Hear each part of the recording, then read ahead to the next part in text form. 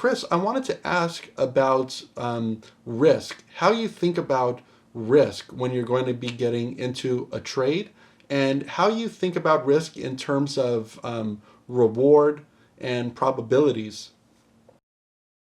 Yeah. And so those three things, risk, reward, and probability, that's what I think is key. You have to frame every single trade that you do with those three things. And I think that traders of all skill levels can improve if they really do that because people who are experienced will kind of know intuitively to focus on those three things. But once you focus on them, you can really spend a lot of time optimizing and focusing on each one individually. And so, starting with risk, risk is basically what you're willing to sacrifice to participate in a trade. It's the price you pay to figure out if you're going to be right or wrong. And so, defining your risk and trying to lower it, and then basically you have to customize risk too because risk or if you're risking a dollar amount or a percentage amount, the percentage amount is going to be very different on an option versus on an equity. And so, if I'm doing a weekly option, like I was saying, if I get something that's trending well, I'm looking to take my risk off the table as quickly as possible, sell half, get out because you can't really use stop losses in the same way with options that you can with equity. And so, using smaller size, making free, and then trying to get a continuation of a move is really important with options. With equity, using key levels or a confluence of things of why is this a good level to have an entry at, and then having your stop loss below that. And so if a stock is has a really strong support level at, let's say, 150 or something, and there's a confluence of reasons why it's strong. Could be a key historical level, could be a capitulation level, or it could be short interest, there could be a lot of different things going on with it. And so I'm trying to figure out why is this a really great level to have an entry, and then putting my risk as tight below that as possible. And so I might be able to participate in $2 or $3 of upside for 10 cents of risk or something. And those are the kind of things that I'm looking for, something that has a very low controllable amount of risk. And then going to the next part of what you asked, reward. And I think that this is really where traders can make huge strides in kind of changing as a trader. It's risk for most things is pretty similar. So let's say you're talking small cap momentum or something like that, and you want to go long on a stock. You can control your risk underneath a certain level pretty tightly. You can control it at 10 cents risk per share or 20 cents or something like that. And so that risk is kind of fixed. But what you have a lot of opportunity to do is pick setups that have more reward than others. And so I might be risking 10 cents to try to make 20 cents or 30 cents. And that's okay. But if you can kind of be a little bit more selective and look for things that have 5x reward or 10x or 20x in the case of certain options or things, the risk is almost the same. And so just eliminating the lower reward setups and really focusing on the high ones.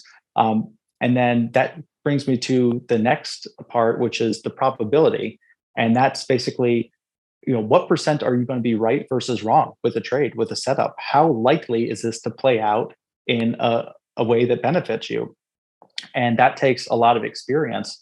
And a lot of times, what happens is that people might go after the really high reward things, but if they're very low probability, it doesn't really help you because then it's more of like a lottery ticket where it's 1 in 100 might work out and might have a huge payoff, but you really have to take the risk, the reward, and the probability all together, and basically have things that are low risk, high reward, and high probability, and that will spit out an expected value that's very positive.